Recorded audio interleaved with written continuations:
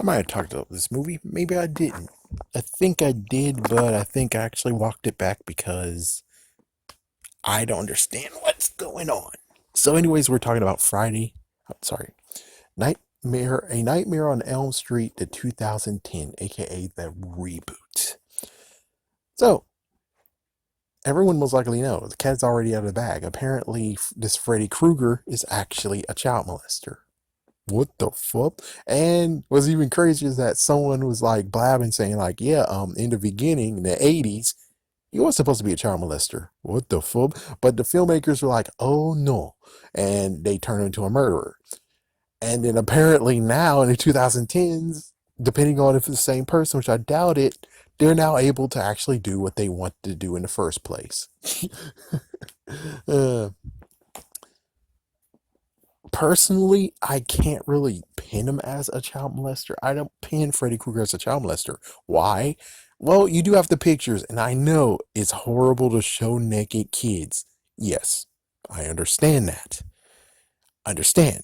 But the thing is that you can have the kids, and I know it's like, oh, but we're raveling the mystery. It's like they told the truth. It's like, could you at least, when you show the pictures, you have all the kids saying he did stuff to us? It would be even better where it's like, what do you do? It's just pictures of, well, what's even worse is like it's pictures of her, not picture of all the other kids. It's the pictures of her because she was his favorite, which I'm like, that sucks. You should have said there was pictures mostly of you, but everyone else is in there, and then you have while she's looking at it, he did something to us. He did something very bad. He touched our no. It's like, yes, you have all the kids saying that, where it's like, oh fuck, and that would work, and that pins him once and for all being a child molester. But with all that stuff said, I kind of there's only one scene that actually makes it seem like yes, he is a child molester.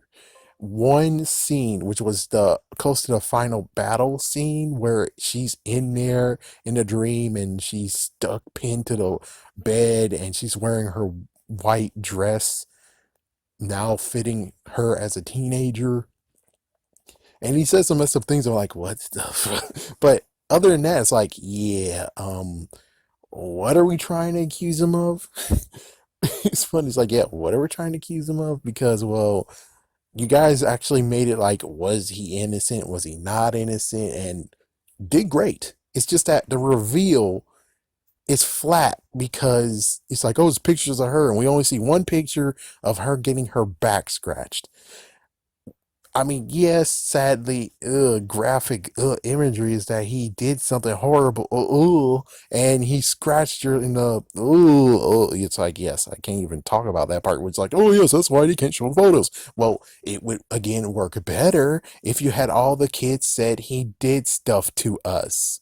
He touched us inappropriately. It's like all of them saying that in that scene would help to make it like, oh, because personally, I'm like, those photos, chances are what happened is that he's just, instead of, oh, yes, he touched them inappropriately, it's more like he abused the children by slashing their backs and crap. He actually did some messed up stuff of injuries that they didn't get to see because, well, it's places where it's covered, like their upper leg, their back, their shoulder, their front of their chest. It's like hidden places that makes sense why they wouldn't know because, yeah, and he enjoys the screaming and crying and everything of the children, and that makes perfect sense of being like, yeah, he's not a child molester. He is a sick psychopath that freaking enjoys and relish when kids scream and cry and feel anguish and crap. Makes sense. The pedophile thing is like, yeah, only one thing pins him for that. Everything else is like, yeah, I can't see it, which makes it why this movie doesn't really work. It's like, okay, hold on. It's like, I know they're now teenagers, but even then, it still is kind of kid porn, child porn, right? Right? I'm just saying. So that means that them getting their clothes ripped off and he does messed up, even worse stuff to them. There we go. But every single murder, none of them were naked. None of them got their clothes ripped off. None of that. Which basically means that, yeah, it's kind of hard unless they actually said it themselves, which even then in the freaking damn movie, it's basically you put two and two together.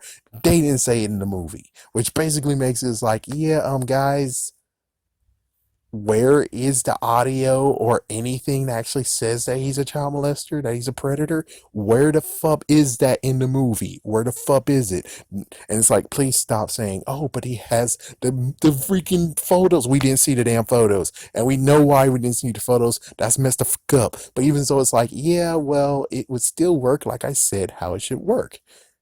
Have the kids basically tell the parents, and we overhear the conversations while she's looking through the freaking damn photos. Like, jeez.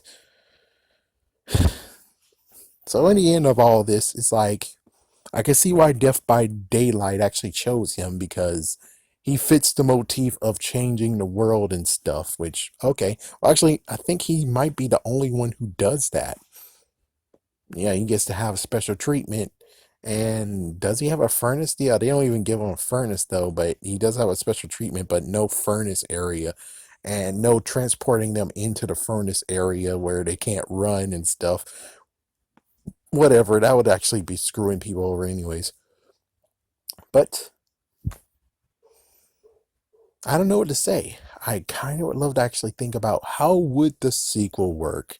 But considering how did the first one even end? I don't remember how the first original one ended because I didn't watch it lately. But the second one, oh man. So if they're going to reboot it, will they continue on with the second one? Or is now Freddy going after the parents because fuck this shit. I'm gonna just screw over the parents, and then, or basically he hit the freaking one that he's favorited, and since she was able to escape, fuck you, I take your freaking take your mom. It's like, yeah, I have no idea how they would go with it.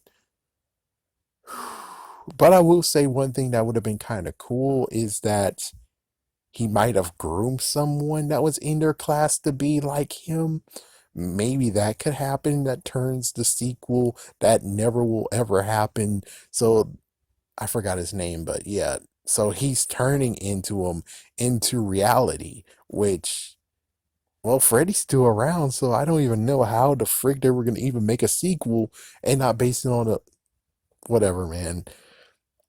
The I guess the good news, bad news. The bad news is that when it came to Halloween 2, where it got actually, yes, like a reboot happened, it did decently well, it got a sequel. The sequel is what the fuck, what the frig, Rob Zombie, what the frig is this shit? Meanwhile, this one I'm like, yeah, I kind of would actually prefer having this have a sequel than the Halloween having a sequel for what we saw what the fuck happened in the second one. What the, who the frick is the girl with the damn horse? Who the fuck is that?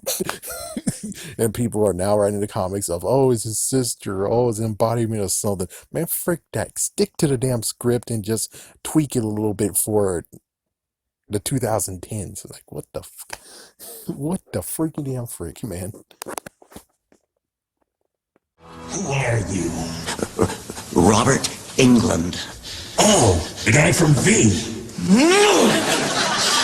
I'm the actor who plays Freddy Krueger in all 7 Nightmare on Elm Street films, for crying out loud!